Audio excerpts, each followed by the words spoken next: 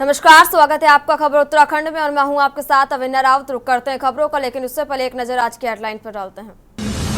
उत्तराखंड सरकार अब पर्वतीय क्षेत्रों में जनसंख्या दबाव को देखते हुए 4 नए शहर बसाने की कर रही तैयारी। योग नगरी ऋषिकेश को विश्व स्तरीय बनाने पर जोर। मुख्यमंत्री पुष्कर सिंह धामी ने बजट को सराहा, बोले संकल्पों को पूरा करने के साथ प्रदेश के विकास का रोड मैप है बजट। उत्तराखंड में आज से हाई स्कूल और इंटर की परीक्षाएं शुरू। मंडल, जिला, ब्लॉक स्तर पर नकल रोकने के लिए सचल दल किए गए गठित। 25 मई को श्रद्धालुओं के लिए खुलेंगे हेमकुंड साहिब के कपाट। 5 महीने चलेगी यात्रा। बीते साल 1,83,722 श्रद्धालुओं ने किए दर्शन। लिव इन रिलेशनशिप के विरोध में सड़क से लेकर सदन तक कांग्रेस आक्रामक। विरोध में कांग्रेस ने विधानसभा का घेराव भी किया। उत्तराखंड में बर्फबारी से पारे ने लगाया गोता। आज पर्वतीय क्षेत्रों में आंशिक बादल छाए रहने के आसार। आप देख रहे हैं के न्यूज, खबरों का सारथी।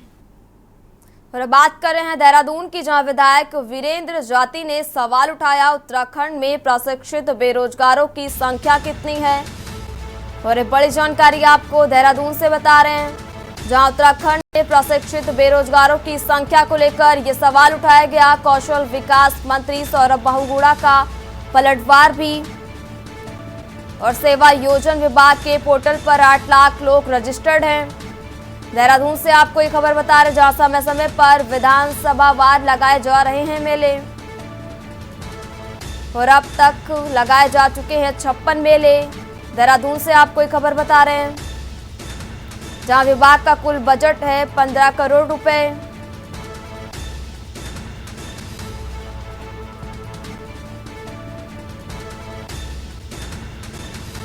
और विधायक वीरेंद्र जाती ने यह सवाल उठाया। देहरादून से आपको ये खबर बता रहे हैं, जहां उत्तराखंड में प्रशिक्षित बेरोजगारों की संख्या को लेकर यह सवाल उठाया गया।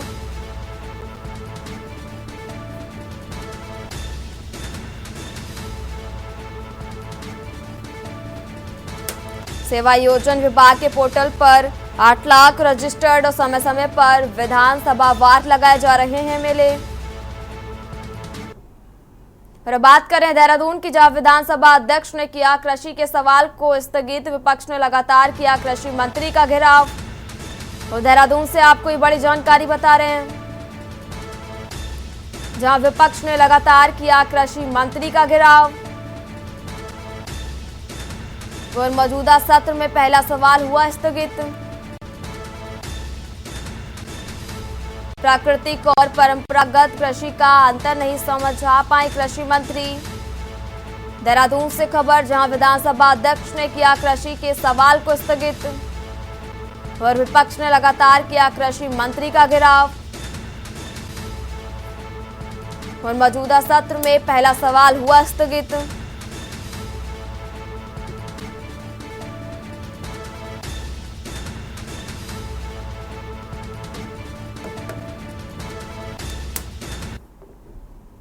रुक करते हैं अगली खबर का। उत्तरकाशी जिले के ऊंचाई वाले क्षेत्रों में देर रात से बर्फबारी और निचले इलाकों में बारिश का सिलसिला जारी है। मौसम विभाग की भविष्यवाणी सटीक साबित हुई और फरवरी महीने में एक बार फिर पहाड़ों पर बर्फबारी हुई। बर्फबारी से ठंड में इजाफा भी हुआ, लेकिन ये किसानों के लिए संजीवनी साबित होगी। जल स्रोत रिचार्ज होने से गर्मियों में पेयजल संकट से राहत मिल सकती है और वनों में लगी आग भी बुझ गई है, जिससे वन विभाग ने राहत की सांस ली है।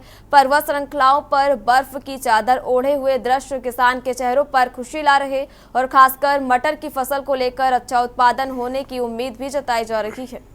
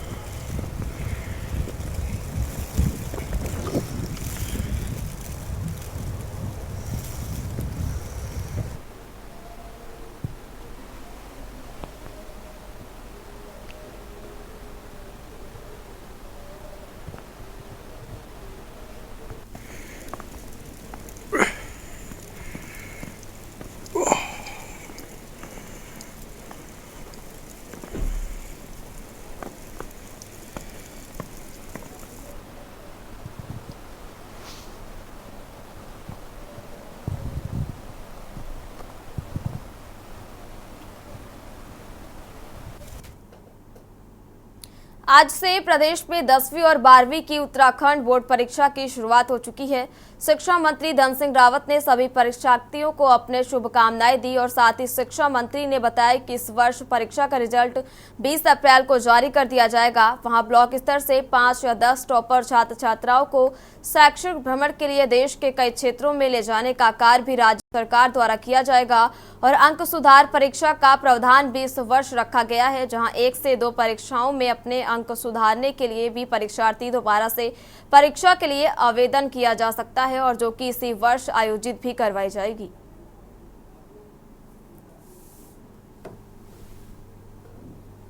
सबसे पहले तो मैं अपने जो हाई स्कूल और इंटरमीडिएट के जो आज छात्र छात्र हैं बोर्ड परीक्षा में प्रतिभाग कर रहे हैं, सरकार की ओर से और शिक्षा विभाग की ओर से उनको शुभकामनाएं देना चाहता हूं कि आज से बोर्ड की परीक्षाएं शुरू हो गई और सरकार ने एक शैक्षिक कैलेंडर घोषित किया है कि आज से पेपर होने के बाद इस साल हम 20 अप्रैल को बोर्ड परीक्षाओं का रिजल्ट घोषित कर दिए। आप देख रहे होंगे जब से हमारी सरकार बनी है तब से हम चाहे प्रवेश हो, चाहे परीक्षा हो, चाहे रिजल्ट हो, वो पूरा जो है एक कैलेंडर घोषित करके समय पे हम परीक्षा परिणाम घोषित करते हैं।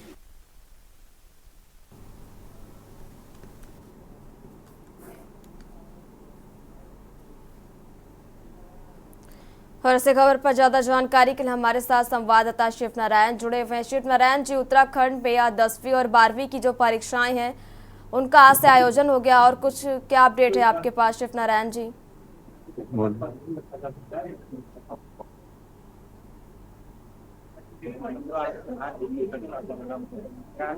शिव नारायण जी, क्या आपको आवाज आ रही है?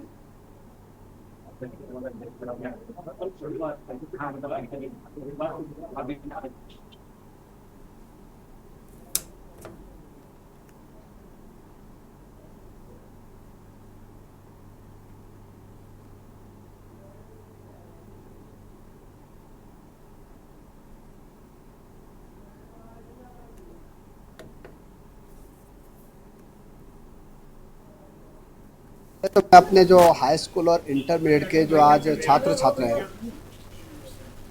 बोर्ड परीक्षा में प्रतिभाग कर रहे हैं, सरकार की ओर से और शिक्षा विभाग की ओर से उनको शुभकामनाएं देना चाहता हूं कि आज से बोर्ड की परीक्षाएं शुरू हो गई और सरकार ने एक शैक्षिक कैलेंडर घोषित किया है कि आज से पेपर होने के बाद इस साल हम 20 अप्रैल को बोर्ड परीक्षाओं का रिजल्ट घोषित कर दिए। आप देख रहे होंगे जब से हमारी सरकार बनी है तब से हम चाहे प्रवेश हो, चाहे परीक्षा हो, चाहे रिजल्ट हो, वो पूरा जो है एक कैलेंडर घोषित करके समय पे हम परीक्षा परिणाम घोषित करते हैं। शिव नारायण जी, क्या आपको आवाज आ रही है? जी आवाज आ गई है। आप हाँ शिव नारायण जी, आज उत्तराखंड में 10वीं और 12वीं की जो बोर्ड परीक्षाएं हैं वो आज से शुरुआत हो गई है, उसके और क्या कुछ जानकारी है आपके पास शिव नारायण जी?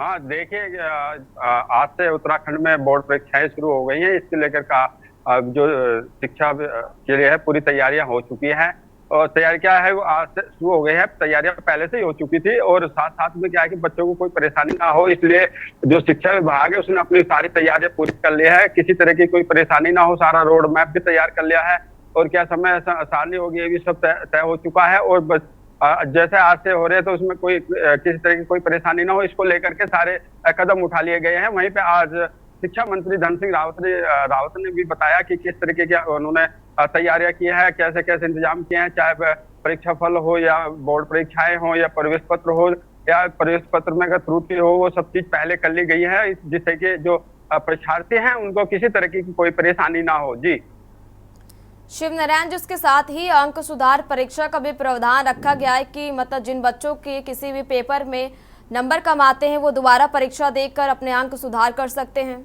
शिव नारायण जी जी हाँ, कई बार देखा गया कि बच्चे पेपर देते हैं और उनके अंक कम आ जाते हैं और वो निराश हो जाते हैं। उसमें कई तरह के कदम उठा लिए जाते हैं जिससे कि परिवार को भी इसमें दुख देना पड़ता है और बच्चा एक माइंडली डिस्टर्ब हो जाता है और वो जो पढ़ाई पे ध्यान है वो फोकस नहीं कर पाते। सरकार ने ये देखते हुए इस बार ये नया कदम उठाया कि जिससे कि बच्चे जो निराश होते थे वो निराश ना हो पाए। इसके लिए उन्होंने दोबारा अंक तैयारी करा के दोबारा परीक्षा कराने की ये घोषणा की है। जी शिव नारायण जी, आपका बहुत बहुत धन्यवाद तमाम जानकारी हमारे दर्शकों के साथ साझा करने के लिए।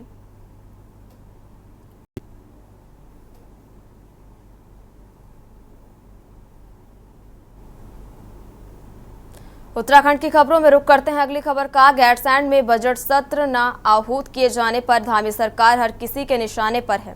देहरादून में आयोजित बजट सत्र के दौरान कांग्रेस विधायक कंबल ओढ़कर विधानसभा पहुंचे और सरकार पर गैरसैंण को गैर करने का आरोप भी लगाया। कांग्रेस विधायकों ने कहा कि सरकार को गैरसैंण में ठंड लगती है, इसलिए सरकार को कंबल भेंट करने का काम कांग्रेस करेगी। और कांग्रेस विधायकों के आरोप को लेकर भाजपा विधायक अनिल नौटियाल ने कहा कि ये कांग्रेस का राजनीतिक स्टैंड है, जबकि गैरसैंण के भराड़ीसैंण में स्थित विधानसभा भवन में भी ई नेवा का कार्य गतिमान है, इसलिए वहां सत्र नहीं आयोजित किया जा सकता है।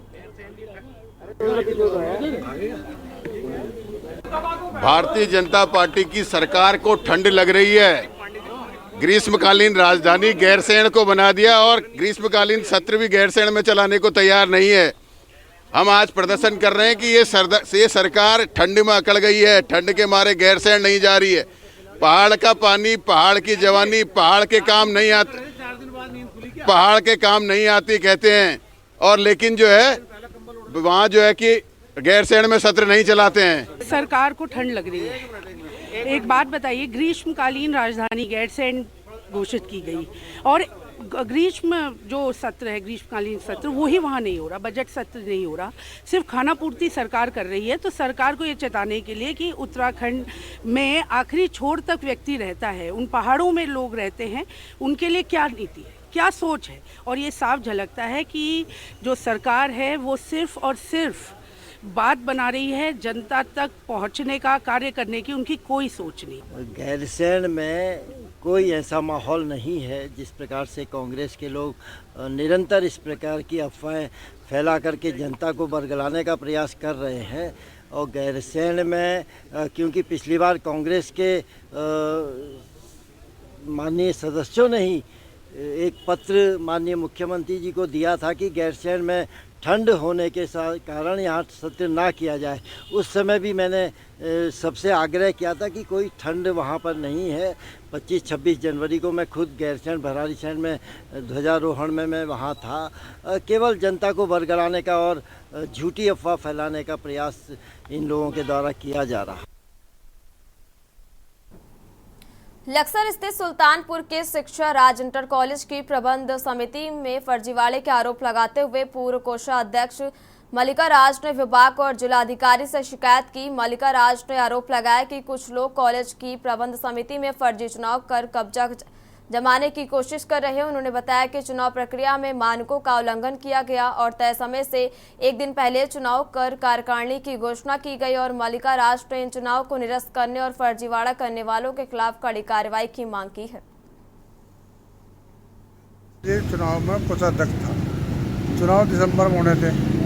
इन्होंने फर्जीवाड़ा करके 2 मेंबर बढ़ाए, एक मास्टर सुखराम सिंह फेरुपुर, एक शिक्षण प्रिंसिपल के पिताजी, वो फर्जी बढ़ाए। जबकि समिति का चुनाव 7 में भी हो सका था, 7 तो कोई दिक्कत नहीं। हमें झूठ बोलते रहे कि 12 की हो। वो इन्होंने 2-3 महीने का टाइम बढ़ाया फर्जीवाड़ा कर। उसके बाद फिर इन्होंने जो लिस्ट लगा रखी थी 17 में होता, 18 में चुनाव होना था।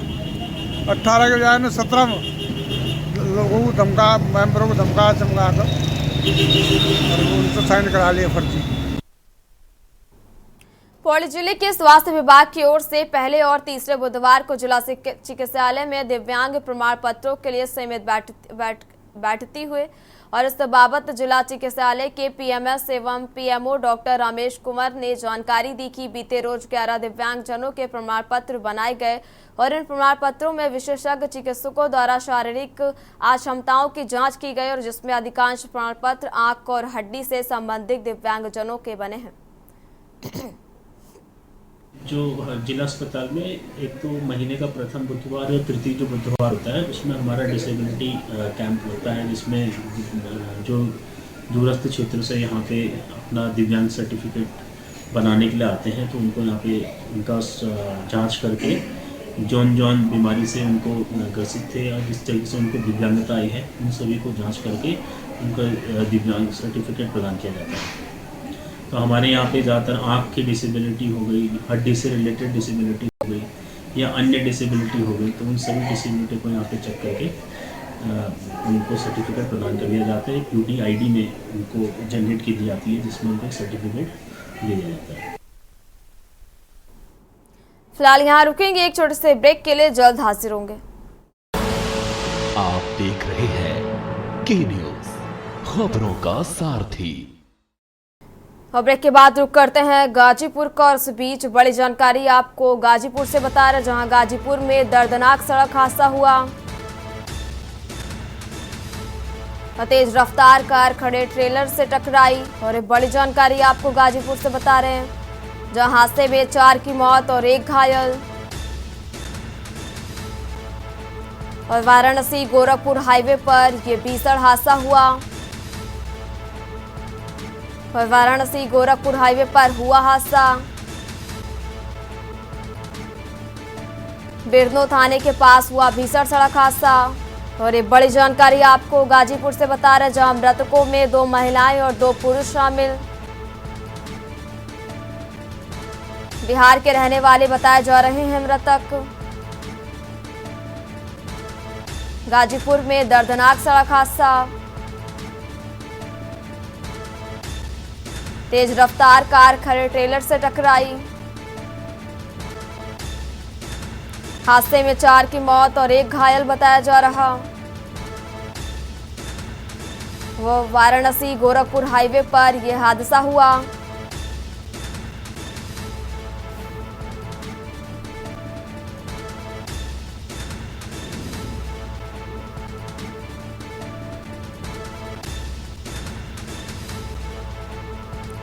मृतकों में 2 महिलाएं और 2 पुरुष शामिल। बिहार के रहने वाले बताए जा रहे हैं मृतक। गाजीपुर में दर्दनाक सड़क हादसा हुआ।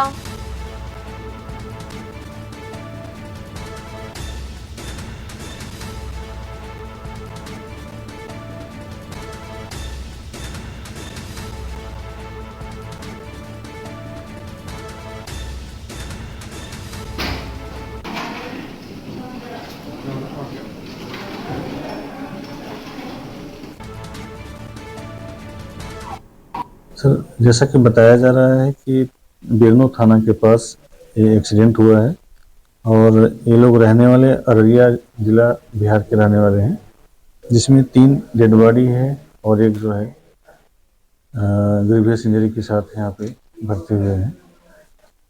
जो जिनका इंजरी है, जो जिनको भर्ती किया गया है वो विपिन शाह करके हैं, जिनकी उम्र 35 साल लगभग है।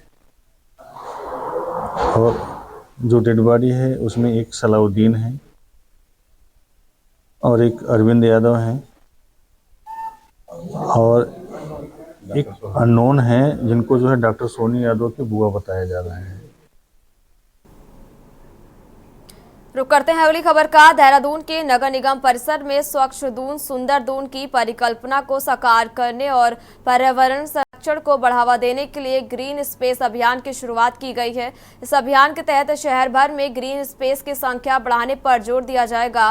नगर आयुक्त नमामि बंसल ने कहा कि एयर क्वालिटी को बेहतर बनाने के लिए सार्वजनिक स्थलों पर पौधारोपण और वर्टिकल गार्डन बनाने पर काम किया जा रहा है। इससे शहर को हरा भरा रखने में मदद मिलेगी और पर्यावरण संरक्षण को भी बढ़ावा मिलेगा। जैसा कि पूरा अभी मतलब एयर क्वालिटी पर काफ़ी फोकस है, उसी को ध्यान में रखते हुए ग्रीन स्पेसेस को बढ़ाया जाना है। जितने भी हमारे पब्लिक एरियाज़ में पॉकेट्स हैं जहाँ पर कि हम प्लांटेशन ड्राइव्स चला सकते हैं और डिज़ाइन में भी ग्रीनिंग के एलिमेंट को लाते हुए वर्टिकल गार्डन्स इत्यादि के माध्यम से जो हमारे पब्लिक स्पेसेस हैं उनके लैंडस्केप को और ग्रीनर हम बना सकें, इसी का प्रयास किया जा रहा है। इसके लिए योजनाएं भी बनानी शुरू कर दी गई हैं और साथ ही एनकैप के माध्यम से जो फंड आ रहा है उसकी यूटिलाइजेशन के लिए भी व्यवस्थित योजना बनाई जा रही है। कानपुर से निर्दलीय विधायक उमेश कुमार ने उपनल कर्मियों के नियमितीकरण और वेतन बढ़ोतरी को लेकर विधानसभा परिसर में बैनर के माध्यम से अपना विरोध दर्ज किया। उन्होंने कहा, एक तरफ सरकार प्रदेश में रोजगार की बात करती है और दूसरी तरफ जिनके पास रोजगार है उनसे कोई छीनने का काम नहीं करती है। न्यायालय के आदेश के बावजूद भी सरकार का रवैया उपनल कर्मियों के विरोध में नजर आ रहा है, जबकि प्रदेश की पूरी सरकारी व्यवस्था लगभग उपनल कर्मियों पर ही आज आधारित है। ऐसे में बामुश्किल अपने परिवार का गुजारा करने वाले उपनल कर्मियों को 15 से 20 साल अपनी सेवाएं देते हुए हो गया है और सरकार अब इनको सड़क पर लाने के लिए भरसक प्रयास कर रही है और उसके लिए सड़क से लेकर सदन तक और सदन से लेकर न्यायालय तक उनकी लड़ाई को लड़ा जाएगा और जो भी धरना प्रदर्शन या विरोध दर्ज करना पड़ेगा वो सरकार के खिलाफ करेंगे।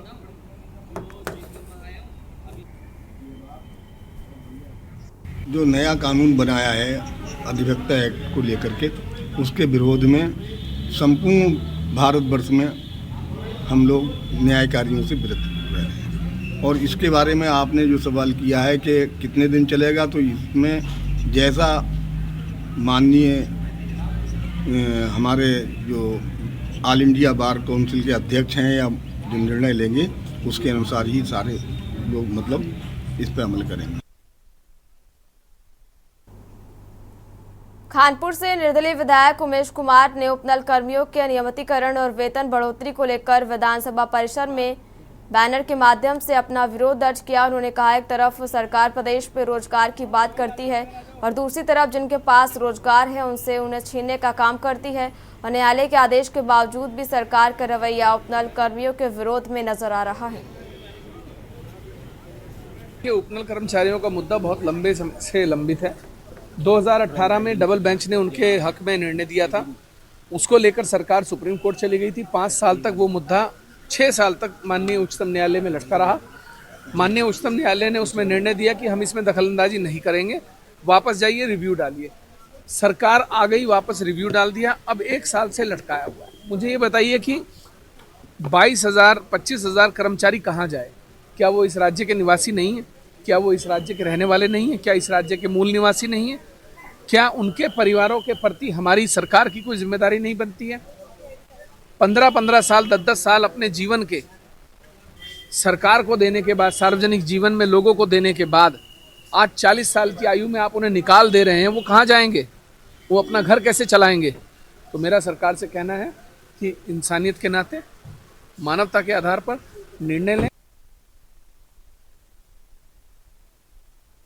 उत्तराखंड की खबरों में फिलहाल इतना ही। आप देखते रहिए के न्यूज़ इंडिया। नमस्कार। आप देख रहे हैं के न्यूज़, खबरों का सारथी।